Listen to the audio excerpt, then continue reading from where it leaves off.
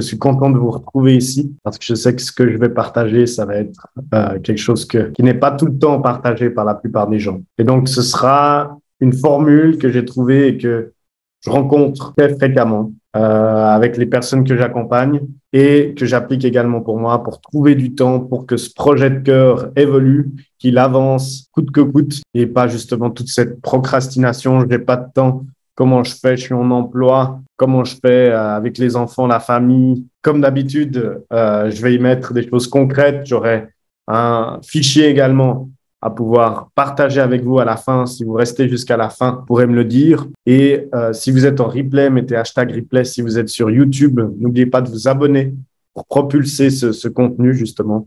La problématique, elle est assez simple ici. Et donc, ce que j'entends de la plupart des thérapeutes, praticiennes et praticiens, c'est que c'est bien facile de rêver de devenir thérapeute. C'est bien facile de se dire, OK, je vais remplir mon agenda, les écoles bien-être, mieux-être. Elle parle du bouche à oreille, des flyers, de beaucoup de méthodes. C'est plus simple d'imaginer sa réussite que réellement d'y arriver. Et donc, beaucoup de personnes qui finissent leur formation ou autre, ou bien qui sont en lancement, se sécurisent dans une pensée qu'on entend souvent, c'est « Ah, mais dans mon école, ma formation m'a dit que ça prendrait au moins 2-3 ans pour que ma patientèle se développe. » Et en fait, pas du tout. Ça, c'est une fausse croyance de la plus grande majorité des personnes, c'est que ça dépend surtout de ce qu'on met en place. En fin de compte, tout le monde a 24 heures dans une journée. Et donc, ça dépend de réellement ce que je vais parler dans ce live et pas d'autre chose. Comment, finalement, son projet de cœur, sa mission d'âme, mission de vie, on l'ancre de façon réelle dans son quotidien. Comment on remplit son agenda concrètement, comment on trouve le temps de le faire. Dans ce live, je donnerai vraiment tout ce que j'ai pour créer cette différence entre les thérapeutes qui vivent pleinement de leur activité et les autres qui n'arrivent pas encore à en vivre pleinement, qui ont pas assez de clients, qui stressent jusqu'à se demander s'ils doivent arrêter ou pas. Donc, on va parler de volonté, d'appel intérieur, de discipline, de focus, d'attention, de sacrifice. Et surtout, à la fin, je vous révélerai donc cette formule qui vient simplifier, synthétiser toutes les raisons pour lesquelles les gens ne vivent pas de leur activité, mais également qui vient synthétiser les aspects fondamentaux d'une personne qui arrive à mettre des actions en place pour atteindre cette réussite, en tout cas au niveau de son projet. Voilà. Pour les personnes qui ne me connaissent pas, Morgan, créateur de la méthode agenda complet et de cette communauté, du coup, et ce sera un réel plaisir de partager comme dans beaucoup de lives. Je me suis posé la question en préparant ce live pour vous, c'était en quoi en fait ça dépend ce succès, cette réussite personnelle dans son projet de cœur. Il y avait un élément qui est revenu, notamment chez moi et aussi des personnes que j'accompagne à développer leur activité, donc remplir leur agenda, c'est le lien étroit ou le lien fort par rapport à ce qu'on appelle la volonté. La volonté de réellement réussir. Et en fait, je le mentionne également dans d'autres de mes contenus, mais c'est souvent ce qu'on constate chez les personnes. Elles ont un désir qui est pas assez solide, pas assez fort de développer leur activité. Et c'est ça qu'on appelle la volonté. En fin de compte, si vous étudiez n'importe quelle personne qui ont réalisé de grandes choses à leurs yeux ou bien à vos yeux, très probable que ces personnes, ces hommes ou femmes célèbres qui ont créé quelque chose de significatif, voilà, vous constaterez en fait que la plupart de ces gens sont rentrés à un moment donné, en tout cas si on refait l'histoire, à un moment donné, dans de la souffrance, voire de la douleur. Et en fait, leur réussite aujourd'hui, leur succès est proportionnel à la souffrance ou la douleur endurée durant la réalisation de ce qu'ils ont établi aujourd'hui. Et donc, repensez à des personnes connues, etc.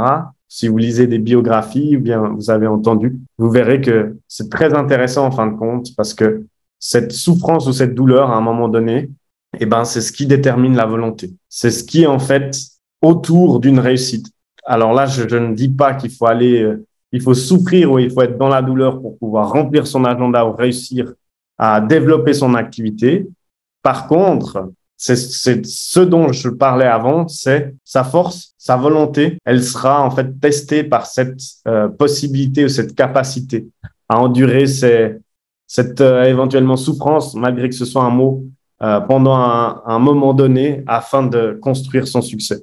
Je ne sais pas si vous avez déjà eu cet angle de pensée. Est-ce que aujourd'hui, à quel point je suis prêt justement à développer mon activité? Quelle est ma volonté?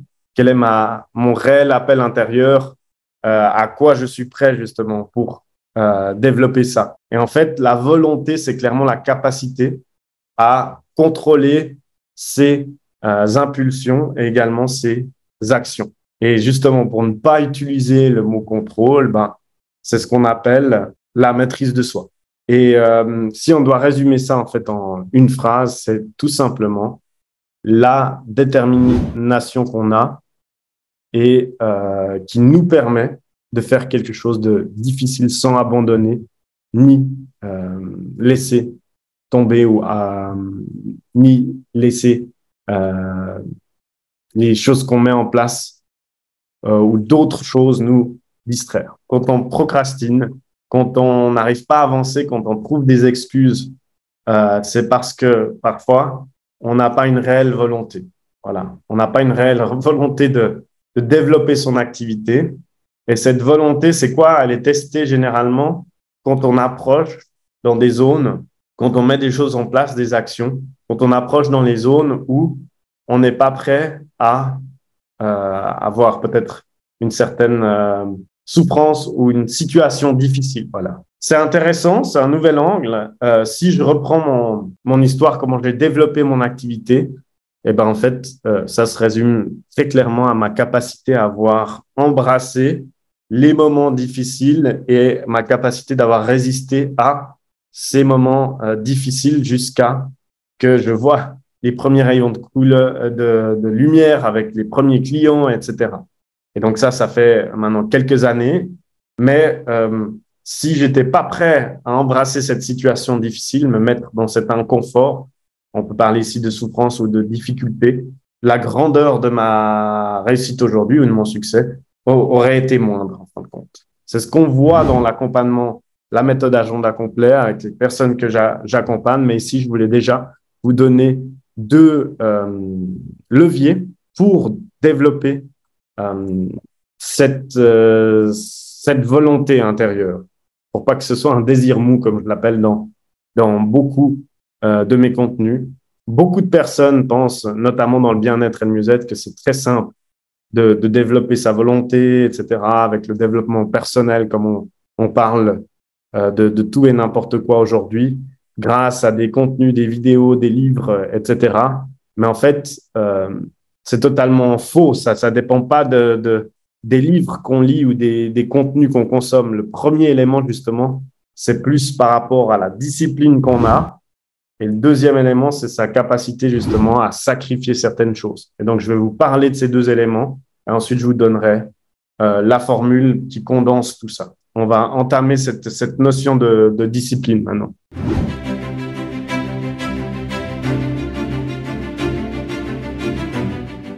Ce que je vois réellement, c'est qu'il y a une différenciation qui est pas claire pour la majeure partie du monde, c'est ils n'arrivent pas à différencier la motivation de la discipline. En fait, la plupart des gens comptent sur une motivation.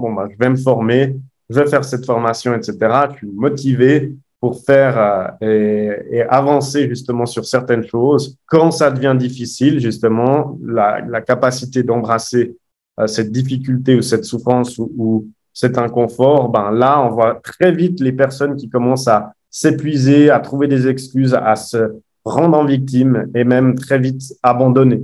Et donc, c'est tout à fait OK s'il y a des gens qui souhaitent développer leur activité et que ils abandonnent, ils se démotivent en cours de route, parce que ça voudrait dire que c'était pas forcément une volonté réelle, mais c'était plus une motivation extérieure, peut-être influencée par son entourage ou la société ou autre. Et donc, ça venait pas forcément de l'intérieur à un moment donné. le questionnement à avoir, en tout cas pour profiter de ce live, c'est quelle est la grandeur de cette volonté? Quelle est ma capacité à faire des grands pas dans l'inconfort pour créer ces résultats qui sont aussi inconfortables? Voilà, c'est tout un monde de contraste qui est important et qui donne beaucoup de clés, en tout cas un angle de réflexion, d'introspection, qui pourra donner de la clarté par rapport à pourquoi je manque de temps aujourd'hui, pourquoi j'arrive pas à développer mon activité. Et donc, ça demande beaucoup d'autodiscipline. Et c'est quoi l'autodiscipline?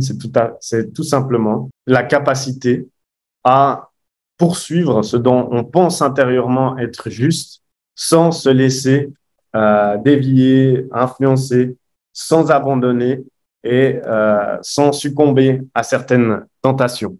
Je pense que la majorité des personnes qu'on voit généralement ou bien avec qui on parle, on voit qu'il y a toutes ces tentations, il y a toutes ces choses qui viennent influencer. Mais en fin de compte, si on repense aux personnes qui ont accompli de grandes choses, à un moment donné, elles ont eu cette autodiscipline parce qu'elles ont été tellement éblouies par ce qu'elles souhaitaient réaliser, tellement eu de volonté à l'intérieur et elles ont ressenti cet appel intérieur de y aller à fond, qu'elles y sont allées sans se poser de questions, sans avoir l'ego, le mental, la voix intérieure, toutes les pensées limitantes, blocages, peurs, doutes qui sont venus impacter ça. Parce que leur volonté de réussir était beaucoup plus grande que leur petite voix intérieure qui leur ralentissait et qui leur trouvait 1000 excuses pour ne pas trouver de temps. Aujourd'hui, si vous manquez de temps, vous n'arrivez pas à avancer et mettre des actions en place, posez-vous cette question.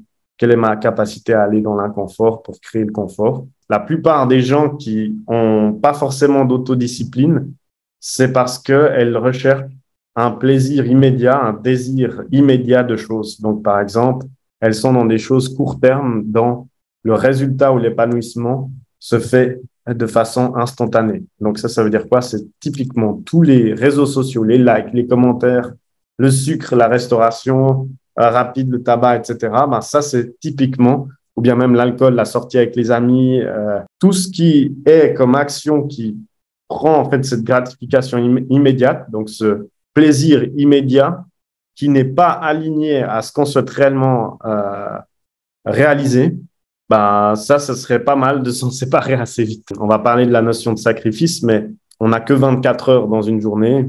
Et en fait, ce qui fait la différence entre les gens qui avancent ou pas, c'est de faire abstraction à toutes ces choses immédiates et de penser long terme, moyen terme.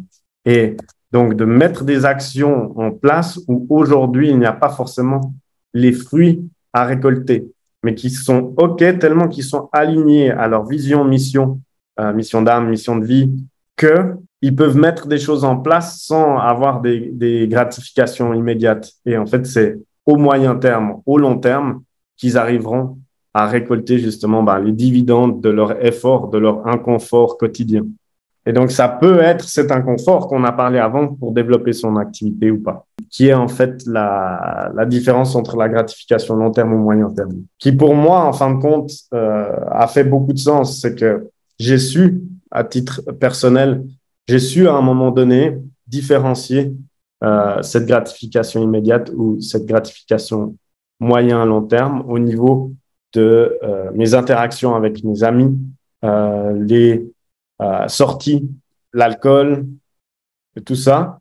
J'ai su, et encore aujourd'hui, tellement être aligné à mon projet long terme, mission, vision et projet de cœur long terme, que toutes ces choses qui étaient du court terme, j'ai pu en faire abstraction pour me concentrer uniquement à des choses qui créeraient cette réalité à moyen, long terme.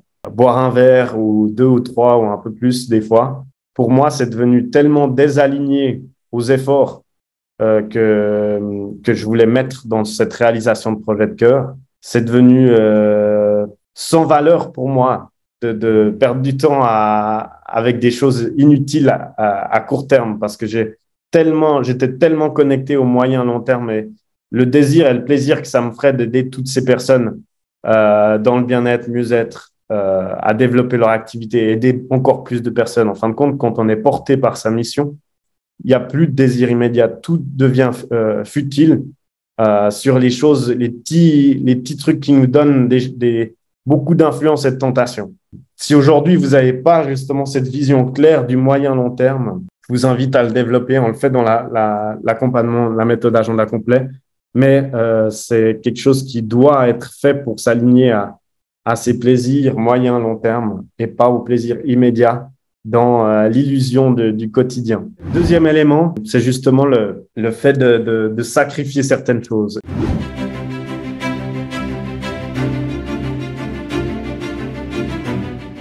On m'a souvent dit, mais est-ce que je dois me séparer de mon conjoint? Est-ce que je dois me séparer de mon cercle social qui me soutient pas ou qui me soutient?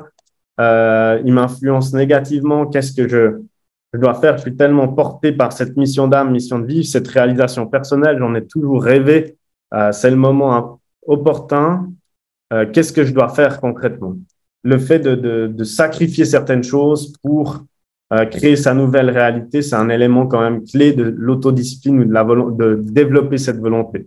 Parce qu'en fait, il y a une phrase très intéressante et vous pouvez prendre des notes parce qu'il faut parfois la relire. C'est en fait, si tu ne sacrifies pas pour ce que tu souhaites, alors ce que tu souhaites deviendra ce que tu sacrifies. Peut-être que je la relis encore parce qu'elle est assez profonde et en fait, c'est tellement réel. C'est si tu ne sacrifies pas pour ce que tu souhaites, alors ce que tu souhaites deviendra ce que tu sacrifies. Et en fait, cette notion de sacrifice, bon, c'est un nom assez fort, hein, il faut pas se sacrifier, etc. Oui, mais c'est très, très intéressant en fin de compte parce que, de nouveau, on a 24 heures dans une journée et à quel point on souhaite quelque chose, c'est aussi à quel point on peut se débarrasser de certaines choses pour avancer qui sont néfastes à sa propre valorisation, à de l'amour pour soi, à de l'amour pour son projet de cœur, sa mission d'âme, mission de vie. Et bien entendu, on est tous là pour quelque chose. On est là en train de faire quelque chose parce qu'on doit ou on est amené à justement réaliser ces choses. Et cette reconnexion à soi-même, l'amour de soi et se redonner justement cette valorisation, c'est aussi savoir dire non, poser ses limites pour ne plus trop se sacrifier pour d'autres et enfin pouvoir réaliser des choses qui ne deviendront pas un sacrifice plus tard. Parce que ce qu'on ne sacrifie pas aujourd'hui, ça peut devenir un sacrifice plus tard parce qu'on a trop donné de soi, parce qu'on a fait trop de choses comme ça. Tout dépend de sa volonté de nouveau. Mais c'est une phrase quand même qui m'a porté, qui me porte. Je pense qu'à un moment donné dans ma vie aussi, c'est que j'étais tellement prêt à tout, et ça je le vois aussi chez les thérapeutes, praticiennes et praticiens que j'accompagne, c'est qu'on est tellement prêt à tout qu'on est prêt à sacrifier certaines choses qui nous impactent ou qui nous influencent négativement pour développer ce projet de cœur. Parce qu'on sait aussi que plus tard, cette réalisation et ce succès nous portera encore plus loin que où on est aujourd'hui. Et on est prêt à sauter dans cet inconnu. Mais il faut oser aller là-dedans, et d'où le fait où j'ai parlé de la volonté. Voilà. Je parle souvent d'arriver sur cette île qu'on souhaite. On a toujours rêvé d'arriver. Et en fait, on arrive avec une barque. Et en fait, si on veut réellement profiter de cette île, on doit brûler les bateaux pour ne plus revenir avant. Et c'est souvent dans cet inconfort, ce sacrifice je sacrifie cette barque de secours pour rentrer à ma version d'avant, qui nous porte vers créer cette réalité qui nous passionne et qui nous inspire. Donc, comment trouver des choses à sacrifier pour justement avancer? Toute activité qui n'est pas forcément liée à son projet de cœur, à ce qu'on souhaite réaliser, alors on peut gentiment l'éliminer. Donc, comment on élimine ces choses? Il suffit juste de faire une rétrospective sur sa semaine. Qu'est-ce que j'ai fait cette semaine qui m'apporte pas forcément ou qui me fait pas avancer par rapport à ce que je souhaite réellement réaliser. Ici, ça peut être parfois difficile parce qu'il y a pas mal d'ego, de voix intérieure, de doute, incertitude et peur. Mais le détachement, c'est très important au quotidien pour réellement s'élever. Le plus on est attaché à quelque chose, le plus ça va nous ralentir. Et en fin de compte, un être libre, c'est quelqu'un qui est complètement détaché sur beaucoup de niveaux. Souvent, il y a cet ego, cette voix intérieure qui dit non, mais, et ça, je l'ai déjà souvent entendu, non, mais Morgane, j'en ai besoin de ça. Je peux pas forcément le lâcher. Ça, c'est important pour moi. Mais en fait, ça, c'est cette voix intérieure qui nous empêche généralement d'aller au niveau d'après. Et c'est tout simplement une construction mentale, c'est tout simplement de l'attachement. Et donc, je dis pas qu'il faut négliger des choses qui vous portent à cœur ou autres, mais tout est question d'équilibre. Et quand sa vision est tellement grande, ben, logiquement, on arrive à faire le juste milieu. Et ça, c'est un thème assez intéressant ici. C'est oui, mais Morgane, comment je fais? Est-ce que je dois sacrifier le temps que j'ai avec ma famille? Est-ce que je dois sacrifier d'aller amener mes enfants à l'école, amener mes enfants ici, à droite, à gauche, le temps que je passe avec mon mari ou ma femme? C'est pas du tout ça. Il faut développer les choses en harmonie, en équilibre, c'est le plus important. Par contre, j'aimerais que vous repartiez avec quelque chose, en tout cas ici, c'est cette réflexion et cette introspection, c'est entre ma famille, le côté pro, et bien perso, familial, entourage, etc. Quel est le niveau de priorité que je mets à mon projet de cœur, ma mission d'âme, mission de vie?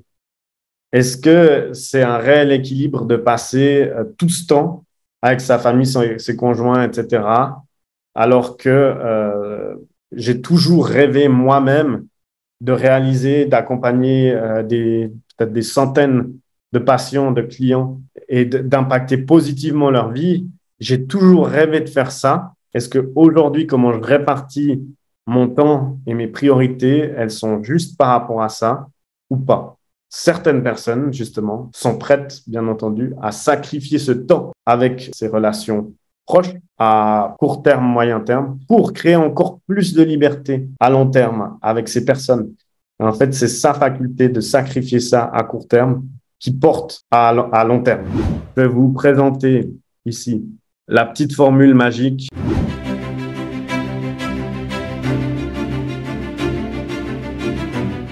Ça va être quelque chose que je partage généralement à un cercle privilégié, mais là, j'ai vraiment voulu vous le partager parce que ça permet vraiment de condenser tout ça en des thèmes assez précis et de faire avancer. Je vous donnerai le fichier. Si vous venez me le demander en Messenger, vous me parlez d'autodiscipline et de tout ça, j'ai développé ce fichier pour vraiment pouvoir trouver du temps et avancer. Ma super formule que je vais expliquer ici, on a encore un petit peu de temps avant de terminer ça. Si vous étiez en replay, n'hésitez pas à mettre #replay. Commentez en commentaire pour que je puisse voir qui était là jusqu'à la fin afin de vous distribuer ou de vous donner le fichier lorsque vous me le demanderez. Pour me demander ce fichier où je vais un peu plus en détail sur la formule infaillible pour enfin trouver du temps, alors vous avez juste à m'ajouter en ami sur un de mes profils. Ensuite, de me demander le fichier. C'est aussi simple que ça, vous parlez d'autodiscipline, on verra ça. Donc, en fait, ça commence d'où tout ça, cette formule? Et donc, ça, j'ai pu condenser, ça va être intéressant de voir ça. Ça commence par c'est ce qu'on appelle input, c'est l'énergie qu'on met dans son activité. Et donc, tout commence par là, tout à gauche, c'est avoir des objectifs clairs, une bonne gestion du temps, de l'autodiscipline et du contrôle, comme on parlait, des facteurs extérieurs qui viennent, des tentations, etc.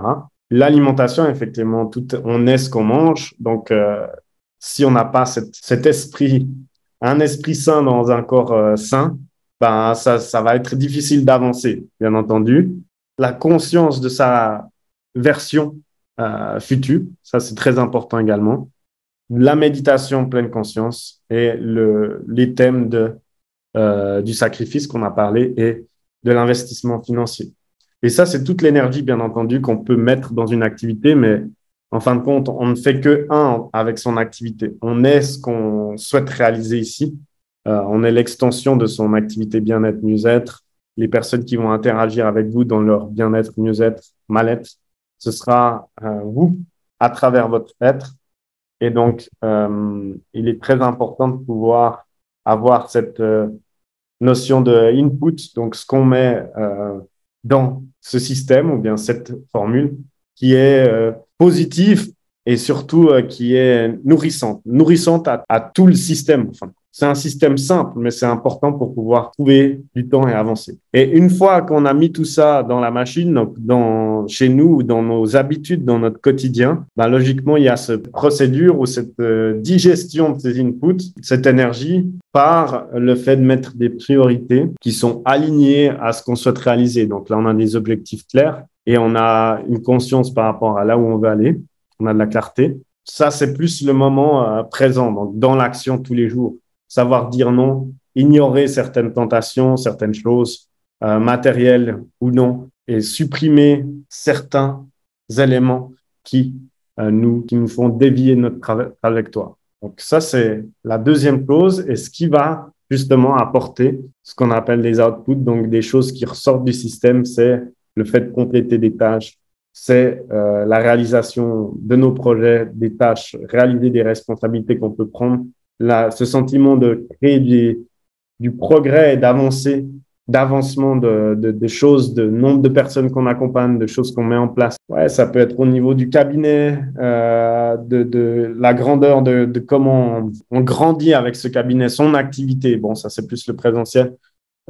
Et qu'on arrive à voir cette grandeur qui s'installe chez nous.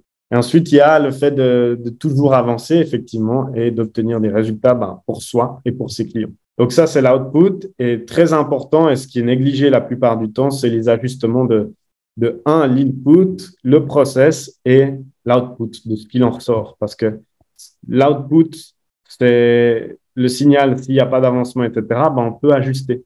On peut ajuster l'attention, le focus qu'on met sur certaines choses. On peut ajuster en mesurant le progrès, notre avancée, par rapport aux objectifs qu'on a fixés. Et on peut aussi ajuster par une introspection, une analyse de tout ce qu'on fait, qu'on met en place à chaque fois. En fait, trouver du temps à avancer dans la réalisation, le développement de son projet de cœur, il se résume ici. C'est typiquement input, le process de choisir ses priorités, etc.